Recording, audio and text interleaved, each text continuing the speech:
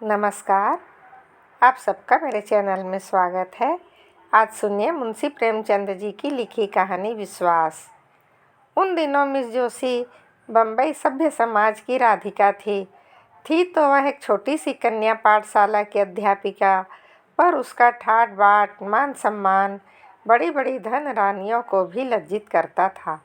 वह एक बड़े महल में रहती थी जो किसी जमाने में सतारा के महाराज का निवास स्थान था। वह सारे दिन नगर के रईसों, राजों, राज कर्मचारियों का तांता लगा रहता था। वह सारे प्रांत के धन और कीर्ति के उपासकों की देवी थी। अगर किसी को खिताब का खप्त था, वह मिस जोशी की खुशामद करता था। किसी को अपने या संबंधी के लिए कोई अच्छा ओहदा दिलाने की धुन थी तो वह मिस जोशी की आराधना करता था। सरकारी इमारतों के ठीके, नमक, शराब, अफीम आदि सरकारी चीज़ों के ठीके, लोहे, लकड़ी, कल पुर्जे आदि के ठीके सब मिस जोशी के ही हाथ में थे। जो कुछ करती थी वही करती थी, जो कुछ होता था उसी के हाथों होता था। जिस वक्त वह अपने अरबी घोड़ों की फिटन पर सैर करने निकलती तो रईसों की सवारियां आप ही आप रास्ते से हट जाती थी। बड़े दुकानदार खड़े होकर सलाम करने लगते थे। वह रूपवती थी, लेकिन नगर में उससे बढ़कर रूपवती रमणियाँ भी थी। वह सुशिक्षित थी, वाक्चतुर थी, गाने में निपुण, हंसती तो अनोखी छवि से, बोलती तो निराली घटा से, ताकती तो बाकी चितवन से। लेकिन इन गुणों में उसका एकाधिक न था। उसकी प्रतिष्ठा, शक्ति और कीर्ति का कुछ और ही रहस्य था।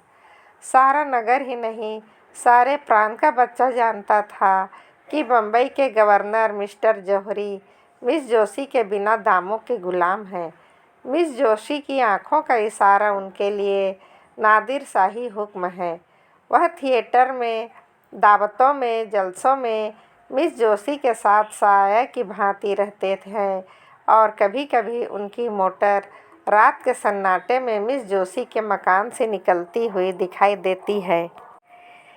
इस प्रेम में वासना की मात्रा अधिक है या भक्ति की, यह कोई नहीं जानता। लेकिन मिस्टर जौहरी विवाहित हैं और मिस जोशी विधवा, इसलिए जो लोग उनके प्रेम को कलुषित कहते हैं वे उन पर कोई अत्याचार नहीं करते। बम्बई की व्यवस्थापिका सभा ने अनाज पर कर लगा दिया था और जनता की ओर से उसका विरोध करने के लिए एक विराट सभा हो रही थी। सभी नगरों से प्रजा के प्रतिनिधि उसमें सम्मिलित होने के लिए हजारों की संख्या में आए थे। मिस जोशी के विशाल भवन के सामने चौड़े मैदान में हरी भरी घास पर बम्बई की जनता अपनी फरियाद सुनाने के लिए जमा थी। अभी तक सभापति न आए थे, इसलिए लोग बैठे बैठे गपशप कर रहे थे। कोई कर्मचारी पर आक्षेप करता था, कोई देश की स्थिति पर, कोई अपनी दीनता पर। अगर हम लोगों में अगड़ का जरा भी सामर्थ्य होता तो मजाल थी कि यह कर लगा दिया जाता। अधिकारियों का घर से बाहर निकलना मुश्किल हो जाता। हमारा ज़रूरत से ज़्यादा सीधापन हमें अधिकारियों के हाथों का खिलौना बनाए हुए है। वे जानते हैं कि उन्हें जितना दबाते जाओ उतना दबते जाएंगे, सिर नहीं उठा सकते। सरकार ने भी उपद्रव की आशंका से सशस्त्र पुलिस बुला ली। उस मैदान के चारों कोनों पर सिपाहियों के दल डेरा डाले पड़े थे। उनके अफसर घोड़ों पर सवार, हाथ में हंटर लिए, जनता के बीच में निशंक भाव से घोड़े दौड़ाते फिरते थे, मानो साफ मैदान है। मिस जोशी के उच्च बरामदे में नगर के सभी बड़े बड़े रईस और राज्याधिकारी तमाशा देखने के लिए बैठे हुए थे। मिस जोशी मेहमानों का आदर सत्कार कर रही थी और मिस्टर जौहरी आराम कुर्सी पर लेटे इस जनसमूह को घृणा और भय की दृष्टि से देख रहे थे। सहसा सभापति महाशय आपटे किराए के तांगे पर आते दिखाई दिए। चारों तरफ हलचल मच गई। लोग उठ उठकर उनका स्वागत करने दौड़े और उन्हें लाकर मंच पर बैठा दिया। आपटे की अवस्था 30 से 35 वर्ष से अधिक न थी। दुबले पतले आदमी थे। मुख पर चिंता का गाढ़ा रंग चढ़ा हुआ था। बाल भी पक चले थे। पर मुख पर सरल हास्य की रेखा झलक रही थी। वह एक सफ़ेद मोटा कुर्ता पहने थे, न पाँव में जूते थे, न सिर पर टोपी। इस अर्धनग्न दुर्बल निस्तेज प्राणी में न जाने कौन सा जादू था कि समस्त जनता उनकी पूजा करती थी। उनके पैरों में न जाने कौन सा जादू था कि समस्त जनता उसकी पूजा करती थी, उसके पहरुए पर सिर रगड़ती थी। इस एक प्राणी का हाथों में इतनी शक्ति थी कि वह क्षण मात्र में सारी मिलों को बंद करा सकता था और शहर का सारा कारोबार मिटा सकता था। अधिकारियों को उसके भय से नींद न आती थी, रात को सोते सोते चौंक पड़ते थे। उससे ज़्यादा जंतु अधिकारियों की दृष्टि में दूसरा न था। यह प्रचंड शासन शक्ति उस एक हड्डी के आदमी से थरथर काँपती थी, क्योंकि उस हड्डी में एक पवित्र, निष्कलंक, बलवान और दिव्य आत्मा का निवास था। आपने मंच पर खड़े होकर पहले जनता को शांत चित्त रहने और अहिंसा व्रत पालन करने का आदेश दिया, फिर देश में राजनीतिक स्थिति का वर्णन करने लगे। सहसा उनकी दृष्टि सामने मिस जोशी के बरामदे की ओर गई तो उनकी प्रजा दुख पीड़ित हृदय तिलमिला उठा। यहाँ अगणित प्राणी अपनी विपत्ति की फरियाद सुनने के लिए जमा थे और वहाँ मेज़ों पर चाय और बिस्कुट, मेवे और फल, बर्फ और शराब की रेल पेल थी। वे लोग इन भागों को देख देख हंसते, तालियां बजाते। जीवन में पहली बार अपटे की जबान काबू से बाहर हो गई। मेघ की भांति गरज कर बोले, इधर तो हमारे भाई दाने दाने को मोहताज हो रहे हैं, उधर अनाज पर कर लगाया जा रहा है, केवल इसलिए कि राज कर्मचारियों के हलवे पूरी में कमी न हो। हम जो देश के राजा हैं, जो छाती फाड़कर धरती से धन निकालते हैं, भूखों मरते हैं, और वे लोग जिन्हें हम अपने सुख और शांति की व्यवस्था करने के लिए रखा है, हमारे स्वामी बने हुए हैं। शराबों की बोतलें उड़ाते हैं। कितनी अनोखी बात है कि स्वामी भूखों मरे और सेवक शराब उड़ाए, मेवे खाए और इटली और स्पेन की मिठाइयाँ चले। यह किसका अपराध है? क्या सेवकों का नहीं? कदापि नहीं। हमारा ही अपराध है कि हमने अपने सेवकों को इतना अधिकार दे रखा है। आज हम उच्च स्वर से कह देना चाहते हैं कि हम यह क्रूर और कुटिल व्यवहार भी नहीं सह सकते। यह हमारे लिए असह्य है कि हम और हमारे बाल बच्चे दाने को तरसे और कर्मचारी लोग विलास में डूबे हुए हमारे करुण क्रंदन की जरा भी परवाह न करते हुए विहार करें।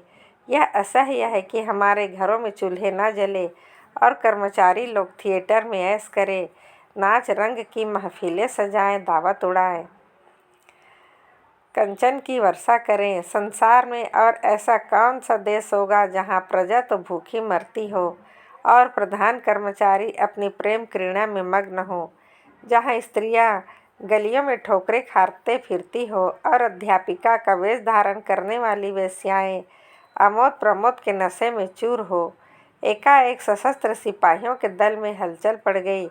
उनका अवसर हुक्म दे रहा था, सभा भंग कर दो, नेताओं को पकड़ लो, कोई न जाने पाए। यह विद्रोह आत्मव्याख्यान है। मिस्टर जौहरी ने पुलिस के अफसर को इशारे पर बुलाकर कहा, और किसी को गिरफ्तार करने की ज़रूरत नहीं, आपटे ही को पकड़ो, वही हमारा शत्रु है। पुलिस ने डंडे चलाने शुरू किए और कई सिपाहियों के साथ जाकर अफसर ने आपटे को गिरफ्तार कर लिया। जनता ने धारियों बदली। अपने प्यारे नेता को यूं गिरफ्तार होते देखकर उनका धैर्य हाथ से जाता रहा। लेकिन उसी वक्त आपटे की ललकार सुनाई दी, तुमने अहिंसा व्रत लिया है और अगर किसी ने उस व्रत को तोड़ा तो उसका दोष मेरे सिर होगा। मैं तुमसे सविनय अनुरोध करता हूँ कि अपने अपने घर जाओ। अधिकारियों ने वही किया जो हम समझते थे। इस सभा से हमारा जो उद्देश्य था वह पूरा हो गया। हम यहाँ बलवा करने नहीं, केवल संसार की नैतिक सहानुभूति प्राप्त करने के लिए जमा हुए थे और हमारा उद्देश्य पूरा हो गया। एक क्षण में सभा भंग हो गई और आपटे पुलिस की हवालात में भेज दिए गए। मिस्टर जौहरी ने कहा, बच्चा बहुत दिनों बाद पंजे में आए हैं, राजद्रोह का मुकदमा चलाकर कम से कम 10 साल के लिए अंडमान भेजूंगा। मिस जोशी, इससे क्या फ़ायदा? क्यों, इसको अपने किए की सज़ा मिल जाएगी, लेकिन सोचिए हमें इसका कितना मूल्य देना पड़ेगा। अभी जिस बात को गिने गिनाए लोग जानते हैं वह सारे संसार में फैलेगी और हम कहीं मुंह दिखाने लायक नहीं रहेंगे। आप अखबारों में संवाददाताओं की ज़बान तो नहीं बंद कर सकते। कुछ भी हो, मैं इस झोल में सड़ना नहीं चाहता हूँ। कुछ दिनों के लिए तो चैन की नींद नसीब होगी, बदनामी से डरना ही व्यर्थ है। हम प्रांत के सारे समाचार पत्रों को अपने सदाचार का राग अलापने के लिए मोल ले सकते हैं। हम प्रत्येक लांछन को झूठ साबित कर सकते हैं। आपटे का मिथ्या दोषारोपण का अपराध लगा सकते हैं। मैं इसे सहज उपाय बतला सकती हूँ। आप आपटे को मेरे हाथों में छोड़ दीजिए। मैं उससे मिलूंगी और उन यंत्रों से जिनका प्रयोग करने में हमारी जाति सिद्धहस्त है, उसके आंतरिक भावों और विचारों की थाह लेकर आपके सामने रख दूंगी। मैं ऐसे प्रमाण खोज निकालना चाहती हूँ जिनके उत्तर में उसे मुंह खोलने का साहस न हो। संसार की सहानुभूति उसके बदले हमारे साथ हो। चारों ओर से यही आवाज़ आए कि कपटी और धूर्त था और सरकार ने उसके साथ वही व्यवहार किया है जो होना चाहिए था। मुझ विश्वास है कि वह षड्यंत्रकारियों का मुखिया है और मैं इसे सिद्ध कर देना चाहती हूँ। मैं उसे जनता की दृष्टि में देवता नहीं बनाना चाहती हूँ, उसको राक्षस के रूप में दिखाना चाहती हूँ। ऐसा कोई पुरुष नहीं है जिस पर युवती अपने मोहनी न डाल सके।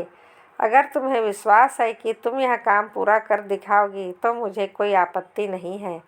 मैं तो केवल उसे दंड देना चाहता हूँ। तो हुक्म दे दीजिए वह इसी वक्त छोड़ दिया जाए। जनता कहीं यह तो न समझेगी कि सरकार डर गई। नहीं, मेरे ख्याल से तो जनता पर इस व्यवहार का बहुत अच्छा असर पड़ेगा। लोग समझेंगे कि सरकार ने जनमत का सम्मान किया है। लेकिन तुम्हें उसे घर ले जाते लोग देखेंगे तो मन में क्या कहेंगे? नकाब डालकर जाऊंगी, किसी को कानों कान खबर ना होगी। मुझे तो अब भी भय है कि वह तुम्हें संदेह की दृष्टि से देखेगा और तुम्हारे पंजे में ना आएगा।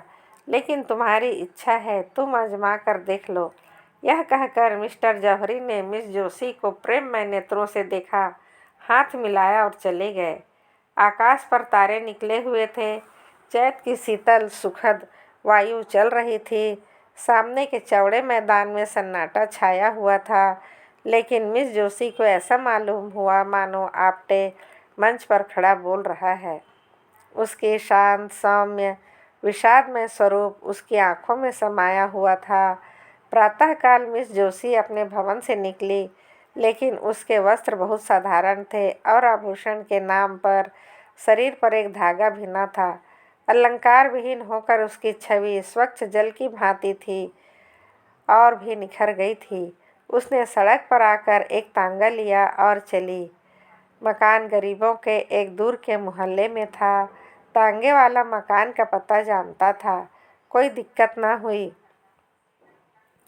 मिस जोशी जब मकान के द्वार पर पहुंची तो न जाने क्यों उसका दिल धड़क रहा था। उसने कांपते हुए हाथों से कुंडी खटखटाई। एक अधेड़ औरत निकलकर द्वार खोल दी।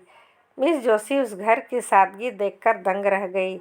एक किनारे चारपाई पड़ी हुई थी, एक टूटी अलमारी में कुछ किताबें चुनी हुई थी। फर्श पर खिलने का डेस्क था और एक रस्सी की अलगनी पर कपड़े लटक रहे थे। कमरे के दूसरे हिस्से में एक लोहे का चूल्हा था और खाने के बर्तन पड़े थे। एक लंबा तगड़ा आदमी, जो उसी अधेड़ औरत का पति था, बैठा हुआ एक टूटे ताले की मरम्मत कर रहा था और 5 वर्ष का तेजस्वी बालक आपटे की पीठ पर चढ़ने के लिए उनके गले में हाथ डाल रहा था। आपटे इसी लोहार के साथ उसी घर में रहते थे। समाचार पत्रों के लेख लिखकर जो कुछ मिलता उसे दे देते और इस भांति गृह प्रबंधन की चिंताओं से छुट्टी पाकर जीवन व्यतीत करते थे। मिस जोशी को देखकर आपटे जरा चौंके, फिर खड़े होकर उनका स्वागत किया और सोचने लगे, कहाँ बैठाऊँ? अपनी दरिद्रता पर आज जितनी लज्जा आई उतनी कभी न आई थी। मिस जोशी उनका असमंजस देखकर चारपाई पर बैठ गई और जरा रुखाई से बोली, मैं बिना बुलाए आपके यहाँ आने के लिए क्षमा मांगती हूँ, किंतु काम ऐसा ज़रूरी था कि मेरे आए बिना पूरा न हो सकता था। क्या मैं 1 मिनट के लिए आपसे एकांत में मिल सकती हूँ? आप्टे ने जगन्नाथ की ओर देखकर कमरे से बाहर चले जाने का इशारा किया। उसकी स्त्री भी बाहर चली गई। केवल बालक रह गया था। वह मिस जोशी की ओर बार बार उत्सुक आंखों से देखता था, मानो पूछ रहा हो, तुम आप्टे दादा की कौन हो? मिस जोशी ने चारपाई से उतरकर जमीन पर बैठते हुए कहा, आप कुछ अनुमान कर सकते हैं इस वक्त क्यों आई हूँ? आप्टे ने झांपते हुए कहा, आपकी कृपा के सिवा और क्या कारण हो सकता है? मिस जोशी, नहीं, संसार इतना उदार नहीं हुआ है कि आप जिसे गालियाँ दे वह आपको धन्यवाद दे। आपको याद है आपने अपने व्याख्यान में मुझ पर क्या क्या आक्षेप किए थे? मैं आपसे जोर देकर कहती हूँ कि वे आक्षेप करके आपने मुझ पर और अत्याचार किया था। आप जैसे सुहृदय शीलवान विद्वान आदमी ने मुझे से ऐसी आशा न थी। मैं अबला हूँ, मेरी रक्षा करने वाला कोई नहीं। क्या आपको उचित था कि एक अबला पर मिथ्यारोपण करें?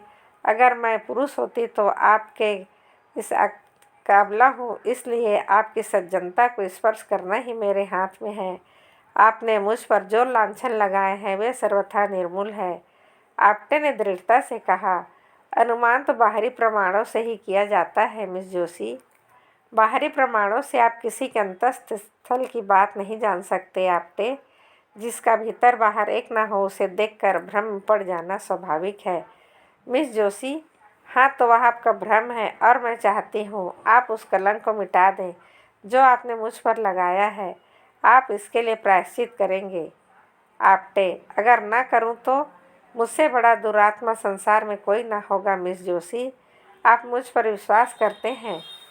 अब पट्टे, मैंने आज तक किसी रमणी पर विश्वास नहीं किया। मिस जोशी, क्या आपको संदेह हो रहा है कि मैं आपके साथ कौशल कर रही हूँ?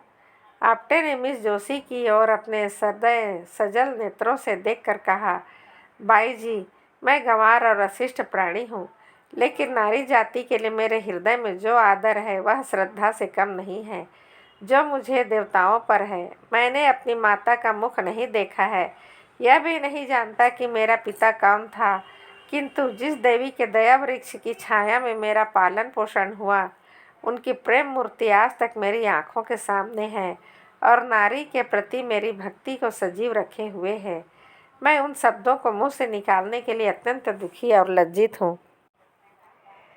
मैं आज ही समाचार पत्रों में खेद प्रकट करके आपसे क्षमा की प्रार्थना करूँगा। मिस जोशी का अब तक अधिकांश स्वार्थी आदमियों से ही साबका पड़ा था, जिनके चिकने चुपड़े शब्दों में मतलब छिपा हुआ था। आप्टे के सरल विश्वास पर उसका चित्त आनंद से गदगद हो गया। शायद वह गंगा में खड़ी होकर अपने अन्य मित्रों से यह कहती तो उसके फैशनेबल मिलने वालों में से किसी को उस पर विश्वास न आता। सब मोह के सामने तो हाँ हाँ करते, पर बाहर निकलते ही उसका मजाक उड़ाना शुरू करते। उन कपटी मित्रों के सम्मुख यह आदमी, जिसके एक एक शब्द में सच्चाई झलक रही थी, जिसके शब्द अंतःस्थल से निकलते हुए मालूम होते थे, आप्टे उसे चुप देखकर किसी और ही चिंता में पड़े हुए थे। उन्हें भय हो रहा था, अब मैं चाहे कितना क्षमा मांगूं, मिस जोशी के सामने कितनी सफाई पेश करूं, मेरे आक्षेप का असर कभी न मिटेगा। इन भाव ने अज्ञात रूप से उन्हें अपने विषय की गुप्त बातें कहने की प्रेरणा की। उन्हें उसकी दृष्टि में लघु बना दिया, जिससे वह भी उन्हें नीच समझने लगे।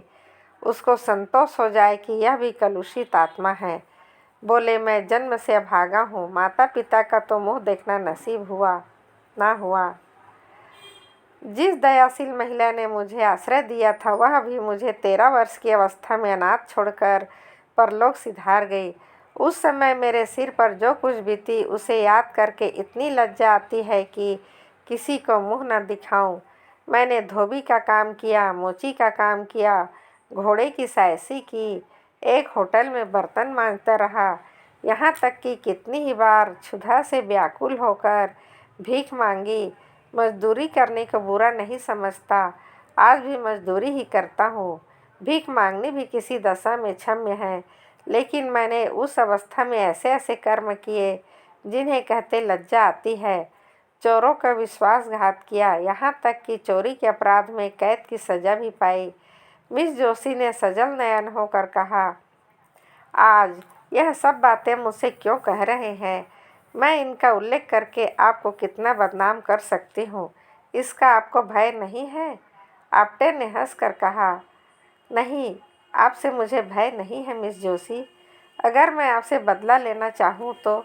आप्टे, जब मैं अपने अपराध पर लज्जित होकर आपसे क्षमा मांग रहा हूँ तो मेरा अपराध कर रही हैं, कहाँ जिसका आप मुझे बदला लेंगी। इससे तो मुझे भय होता है कि आपने मुझे क्षमा नहीं किया, लेकिन यदि मैंने आपसे क्षमा न मांगी तो मुझसे तो बदला न ले सकती। बदला लेने वालों की आंखें सजल नहीं हो जाया करती हैं। मैं आपको कपट करने के अयोग्य समझता हूँ। आप यदि कपट करना चाहती तो यहाँ कभी ना आती मिस जोशी। मैं आपका भेद लेने के लिए आई हूँ आप्टे, तो शौक से लीजिए। मैं बतला चुका हूँ कि मैंने चोरी के अपराध में कैद की सज़ा पाई थी। नासिक के जेल में रखा गया था। मेरा शरीर दुर्बल था, जेल की कड़ी मेहनत ना हो सकती थी और अधिकारी लोग मुझे कामचोर समझकर बेतों से मारते थे। आखिर एक दिन मैं रात को जेल से भाग खड़ा हुआ। मिस जोशी, आप तो छुपे रुस्तम निकले। आप्टे, ऐसा भागा कि किसी को खबर न हुई। आज तक मेरे नाम वारंट जारी है और 500 रुपये का इनाम भी है।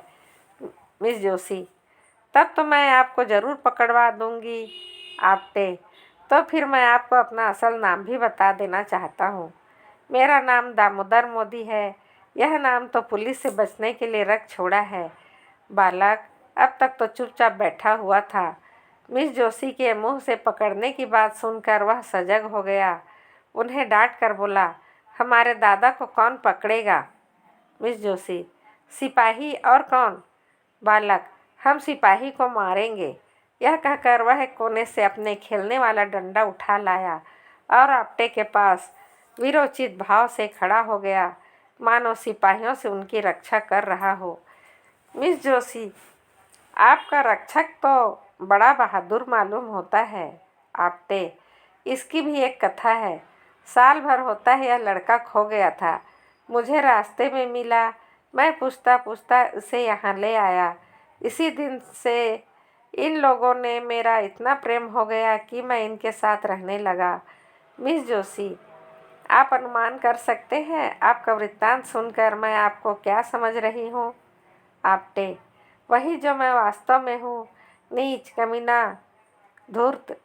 मिस जोशी, नहीं, आप मुझ पर अन्याय कर रहे हैं। पहला अन्याय तो क्षमा कर सकती हूँ, यह अन्याय क्षमा नहीं कर सकती। इतना प्रतिकूल दशाओं में पड़कर भी जिसका हृदय इतना पवित्र, इतना निष्कपट, इतना सदैव हो, वह आदमी नहीं देवता है, भगवान है। आपने मुझ पर जो आक्षेप किए वह सत्य है। मैं आपके अनुमान से कहीं भ्रष्ट हूँ। मैं इस योग्य भी नहीं हूँ कि आपकी ओर ताक सकूँ। आपने अपने हृदय की विशालता दिखाकर मेरा असली स्वरूप मेरे सामने प्रकट कर दिया। मुझे क्षमा कीजिए, मुझ पर दया कीजिए। यह कहते कहते वो उनके पैरों पर गिर पड़ी। आप्टे ने उसे उठा लिया और बोले, ईश्वर के लिए मुझे लज्जित ना करो। मिस जोशी ने कहा, गदगद कंठ से कहा, आप इन दुष्टों के हाथ से मेरा उद्धार कीजिए। मुझे इस योग्य बनाइए कि मैं आपके विश्वास पात्री बन सकूं। ईश्वर साक्षी है कि मुझे कभी कभी अपनी दशा पर कितना दुख होता है।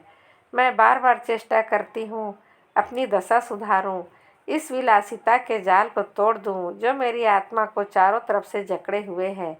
पर दुर्बल आत्मा अपने निश्चय पर स्थित नहीं रहती। मेरा पालन पोषण जिस ढंग से हुआ उसका यह परिणाम होना स्वाभाविक सा मालूम होता है।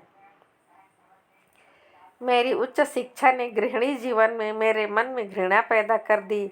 मुझे किसी पुरुष के अधीन रहने का विचार अस्वाभाविक जान पड़ता है। मैं गृहिणी की जिम्मेदारियों और चिंताओं को अपनी मानसिक स्वाधीनता के लिए विष तुल्य समझती थी। मैं तर्क बुद्धि से अपने स्त्रीत्व को मिटा देना चाहती थी। मैं पुरुषों की भांति स्वतंत्र रहना चाहती थी। क्यों किसी को पाम बंद होकर रहूं? अपनी इच्छाओं को किसी व्यक्ति के सांचे में क्यों डालूं? क्यों किसी को अधिकार दूं कि तुमने यह क्यों किया, वह क्यों किया? दाम्पत्य मेरी निगाह में तुच्छ वस्तु थी। अपने माता पिता की आलोचना करना मेरे लिए उचित नहीं। ईश्वर उन्हें सद्गति दें, उनकी राय किसी बात पर न मिलती थी। पिता विद्वान थे, माता के लिए काला अक्षर भैंस बराबर था। उनमें रात दिन वाद विवाद होता रहता था। पिताजी ऐसी स्त्री से विवाह हो जाना अपने जीवन का सबसे बड़ा दुर्भाग्य समझते थे। वह कहते कभी न थकते थे कि तुम मेरे पाँव की बेड़ी बन गई हो, नहीं तो मैं जाने कहाँ उड़कर पहुँचा होता। उनके विचार में सारा दोष माता की अशिक्षा के सिर था। वह अपनी एकमात्र पुत्री को मूर्खा माता के संसर्ग से दूर रखना चाहते थे। माता कभी मुझसे कुछ कहती तो पिताजी उन पर टूट पड़ते। तुमसे कितनी बार कह चुका हूँ कि लड़की को डांटा मत करो, वह स्वयं अपना भला बुरा सोच सकती है। तुम्हारे डांटने से उसके आत्मसम्मान का कितना धक्का लगेगा यह तुम नहीं जान सकती। आखिर माताजी ने निराश होकर मुझे मेरे हाल पर छोड़ दिया और कदाचित इसी शोक में चल बसी। अपने घर की अशांति देखकर मुझे विवाह से और भी घृणा हो गई। सबसे बड़ा असर मुझ पर मेरे कॉलेज की लेडी प्रिंसिपल का हुआ, जो स्वयं अविवाहित थी। मेरा तो अब यह विचार है कि युवकों की शिक्षा का भार केवल आदर्श चरित्रों पर रखना चाहिए। विलास में रथ कॉलेजों के शौकीन प्रोफेसर विद्यार्थियों पर कोई अच्छा असर नहीं डाल सकते। मैं इस वक्त ऐसी बात कह रही हूँ, पर अभी घर जाकर यह सब भूल जाऊंगी। जिस संसार में हूँ उसकी जलवायु ही दूषित है। वहाँ सभी मुझे कीचड़ में लथपथ देखना चाहते हैं। मेरे विलास सख्त रहने में उनके स्वार्थ है। आप वह पहले आदमी है जिसने मुझ पर विश्वास किया है, जिसने मुझसे निष्कपट व्यवहार किया है। ईश्वर के लिए अब मुझे भूल न जाइएगा। आप्टे ने मिस जोशी की ओर वेदनापूर्ण दृष्टि से देखकर कहा, अगर मैं आपकी कुछ सेवा कर सकूं तो यह मेरे लिए सौभाग्य की बात होगी मिस जोशी। हम सब मिट्टी के पुतले हैं, कोई निर्दोष नहीं। मनुष्य बिगड़ता है तो परिस्थितियों से या पूर्व संस्कारों से। परिस्थितियों का त्याग करने में ही बच सकता है। संस्कारों से गिरने वाले मनुष्य का मार्ग इससे कहीं कठिन है। आपकी आत्मा सुंदर है, पवित्र है, केवल परिस्थितियों ने उसे कोहरे की भांति ढक लिया है। अब विवेक का सूर्य उदय हो गया। ईश्वर ने चाहा तो कोहरा भी फट जाएगा, लेकिन सबसे पहले उन परिस्थितियों का त्याग करने को तैयार हो जाइए मिस जोशी। यही आपको करना होगा। आप्टे ने चुभती हुई निगाहों से देखकर कहा, वैद्य रोगी को जबरदस्ती दवा पिलाता है। मिस जोशी, अब मैं सब कुछ करूंगी। मैं कड़वी से कड़वी दवा पीऊँगी यदि आप पिलाएंगे। कल आप मेरे घर आने की कृपा करेंगे। शाम को आप्टे ने कहा, अवश्य आऊँगा। मिस जोशी ने विदाई देते हुए कहा, भूलिए नहीं, मैं आपकी राह देखती रहूँगी। अपने रक्षक को भी लाएंगे। यह कहकर उसने बालक को गोद में उठाया और उसे गले से लगाकर बाहर निकल आई। गर्व के मारे उसके पांव जमीन पर न पड़ते थे। मालूम होता था हवा में उड़ी जा रही है। प्यास से तड़पते हुए मनुष्य को नदी का तट नजर आने लगा था। दूसरे दिन प्रातःकाल मिस जोशी ने मेहमानों के दावती भेजे और उत्सव मनाने की तैयारियां करने लगी। मिस्टर आप्टे के सम्मान में पार्टी दी जा रही थी। मिस्टर जोहनी ने कार्ड देखा तो मुस्कुराए। अब महाशय इस जाल से बचकर कहाँ जाएंगे? मिस जोशी ने इन्हें फंसाने के लिए अच्छी तरकीब निकाली है। इस काम में निपुण मालूम होती है। आप्टे चालाक आदमी होगा, मगर इस आंदोलनकारी विद्रोहियों को बकवास करने के सिवा और क्या सूझ सकती है। 4 ही बजे मेहमान लोग आने लगे। नगर के बड़े बड़े अधिकारियों, बड़े बड़े व्यापारी, बड़े बड़े विद्वान, समाचार पत्रों के संपादक अपनी अपनी महिलाओं के साथ आने लगे। मिस जोशी ने आज अपने आप को अच्छे अच्छे वस्त्र और आभूषण निकाल कर सजाए। जिधर निकल जाती थी मालूम होता था अरुण प्रकाश की छटा चली जा रही है। भवन में चारों ओर सुगंध की लपटें आ रही थी और मधुर संगीत की ध्वनि हवा में गूंज रही थी। 5 बजते बजते मिस्टर जौहरी आ पहुँचे और मिस जोशी से हाथ मिलाते हुए मुस्कुरा कर बोले, जी चाहता है तुम्हारे हाथ चूम लूँ। अब मुझे विश्वास हो गया है कि यह महाशय तुम्हारे पंजे से नहीं निकल सकते। मिसेस मिसेस जोशी के दिलों का शिकार करने के लिए ही बनाई गई है। मिस्टर सौरा जी, मैंने सुना है आपटे बिल्कुल गंवार सा आदमी है। मिस्टर भरूचा, किसी यूनिवर्सिटी में शिक्षा ही नहीं पाई, सभ्यता कहाँ से आएगी। मिस्टर भरूचा, उसे खूब बनाना चाहिए। महंत वीरभद्र दाढ़ी के भीतर से बोले, मैंने सुना है नास्तिक हैं, वर्णाश्रम धर्म का पालन नहीं करता। मिस जोशी, नास्तिक तो मैं भी हूँ, ईश्वर पर मेरा भी विश्वास नहीं है। महंत, आप नास्तिक हो, पर आप कितने ही नास्तिकों को आस्तिक बना देती हो। मिस्टर जौहरी, आपने लाख की बात कही है। महंत जी, मिसेस भरूचा, क्यों महंत जी, आपको मिस ने आस्तिक बनाया है क्या? सहसा आपटे लोहार के बालक की उंगली पकड़े हुए भवन में दाखिल हुए। वह पूरे फैशनेबल रईस बने हुए थे। बालक भी किसी रईस का लड़का मालूम होता था। आज आपटे को देखकर लोगों को विदित हुआ, वह कितना सुंदर सजीला आदमी है। मुख से शौर्य निकल रहा था, पोर पोर से शिष्टता झलकती थी। मालूम होता था वह इसी समाज में पला है। लोग देख रहे थे, कहीं चूके और तालियां बजाए, कहीं कदम फिसले और कहे लगाए, पर आपटे मंजे हुए खिलाड़ी की भांति जो कदम उठाता था वह सधा हुआ था, जो हाथ दिखलाता था वह जमा हुआ। लोग उसे पहले तुच्छ समझते थे, उससे ईर्ष्या करने लगे, उस पर फप्तियाँ उड़ानी शुरू की। लेकिन आपटे इस कला में भी एक ही बात मुँह से निकली। उसने जवाब दिया, पर उसके जवाब में मालिन या कटुता का लेस भी न था। उसका एक एक शब्द सरल स्वच्छ चित्त को प्रसन्न करने वाले भावों में डूबा होता था। मिस जोशी उसकी वाक्य चातुर्य पर फूल उठती थी। सौरभ जी, आपने किस यूनिवर्सिटी से शिक्षा पाई थी? आपटे, यूनिवर्सिटी में शिक्षा पाई होती तो आज मैं भी शिक्षा विभाग का अध्यक्ष होता। मिसेस भरूचा, मैं तो आपको भयंकर जंतु समझती थी। आपटे ने मुस्कुरा कर कहा, आपने मुझे महिलाओं के सामने ना देखा होगा। सहसा मिस जोशी अपने सोने के कमरे में गई और अपने सारे वस्त्राभूषण उतार फेंके। उसके मुख से शुभ्र संकल्प का तेज निकल रहा था। नेत्रों से दबी ज्योति प्रस्फुटित हो रही थी, मानो किसी देवता ने उसे वरदान दिया हो। उसने सजे हुए कमरे को घृणा से देखा, अपने आभूषणों को पैरों से ठुकरा दिया और एक मोटी साफ साड़ी पहनकर बाहर निकली।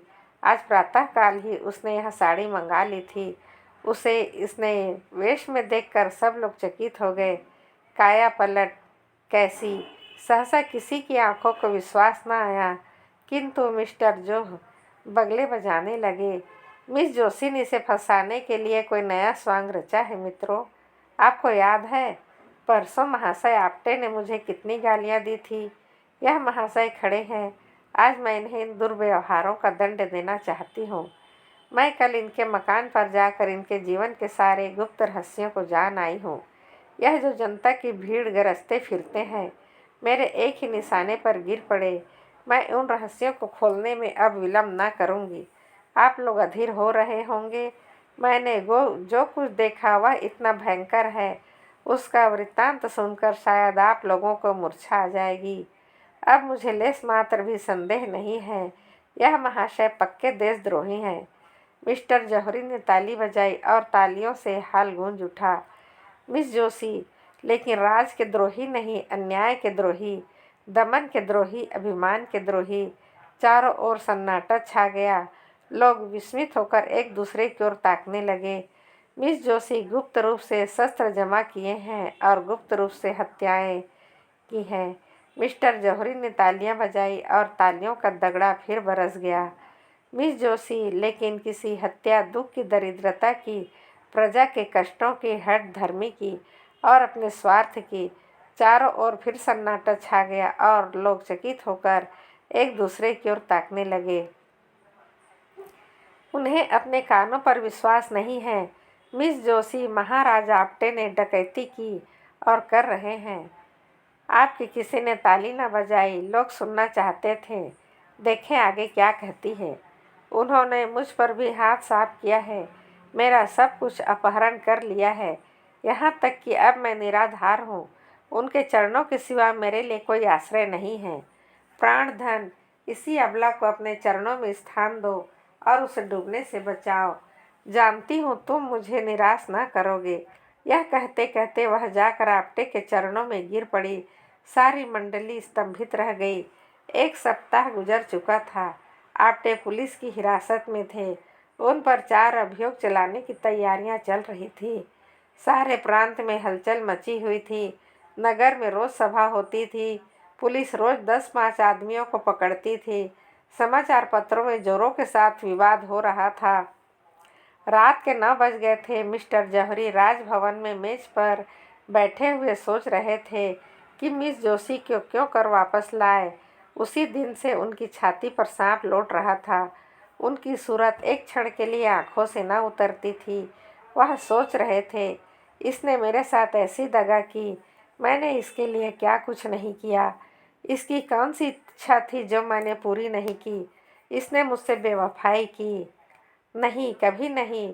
मैं इसके बगैर जिंदा नहीं रह सकता। दुनिया चाहे मुझे बदनाम करे, हत्यारा कहे, चाहे मुझे पद से हाथ धोना पड़े, लेकिन आपटे को नहीं छोड़ूंगा। इस रोड़े को रास्ते से हटा दूंगा। इस कांटे को पहलू से बाहर निकाल करूंगा। सहसा कमरे का दरवाज़ा खुला और मिस जोशी ने प्रवेश किया। मिस्टर जौहरी हकबका कर कुर्सी पर से उठ खड़े हुए। यह सोच रहे थे कि शायद जोशी ने निराश होकर मेरे पास आई हैं। कुछ रूखे लेकिन नम्र भाव से बोले, आओ बाला, तुम्हारी याद में बैठा था। तुम कितनी ही बेवफाई करो, पर तुम्हारी याद मेरे दिल से नहीं निकल सकती। मिस जोशी, आप केवल जबान से कहते हैं मिस्टर जौहरी, क्या दिल चीर कर दिखा दूं? मिस जोशी, प्रेम प्रतिकार नहीं करता, प्रेम में दुराग्रह नहीं होता। आप मेरे खून के प्यासे हो रहे हैं, उस पर भी आप कहते हैं तुम्हारी याद करता हूँ। आपने मेरे स्वामी को हिरासत में डाल रखा है। यह प्रेम है। आखिर आप मुझसे क्या चाहते हैं? अगर आप समझ रहे हो, इन सखियों से डर कर मैं आपके शरण में आ जाऊंगी, तो आपका भ्रम है। आपको अख्तियार है कि आपटे को काले पानी भेज दें, फांसी चढ़ा दें, लेकिन उसका मुझ पर कोई असर न होगा। वह मेरे स्वामी हैं। मैं उनको अपना स्वामी समझती हूँ। उन्होंने अपनी विशाल उदारता से मेरा उद्धार किया है।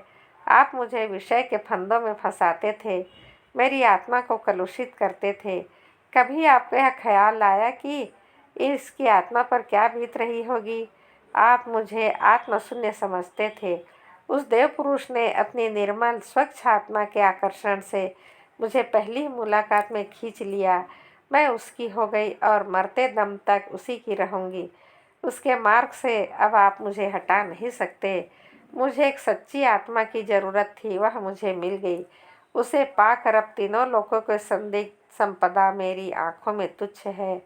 मैं उनके वियोग में चाहे प्राण दे दूं, पर आपके काम नहीं आ सकती। मिस्टर जौहरी, मिस जोशी, प्रेम उदार नहीं होता, क्षमाशील नहीं होता। मेरे लिए तुम सर्वस्व हो, जब तक मैं समझता हूँ कि तुम मेरी हो। अगर तुम मेरी नहीं हो सकती तो मुझे इसकी क्या चिंता हो सकती है कि तुम किस दिशा में हो। मिस जोशी, यह आपका अंतिम निर्णय है। मिस्टर जौहरी, अगर कह दूं कि हाँ, मिस जोशी ने सीने से पिस्तौल निकाल कर कहा, तो पहले आपको लाश जमीन पर फड़कती होगी, आपको बाद में मेरे। बोलिए, आपके अंतिम निर्णय है?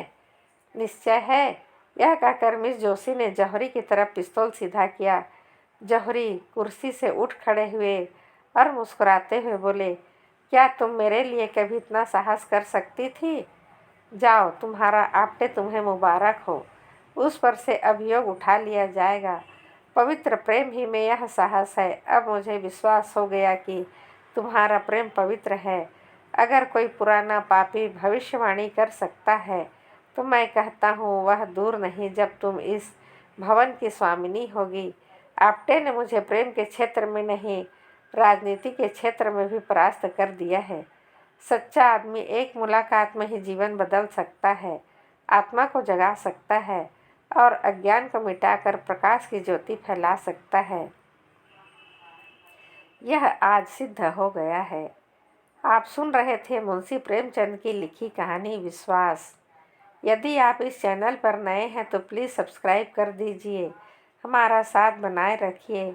आपका दिन शुभ हो, मंगलमय हो। आप सदा हंसते रहिए, मुस्कुराते रहिए। राधे राधे, धन्यवाद।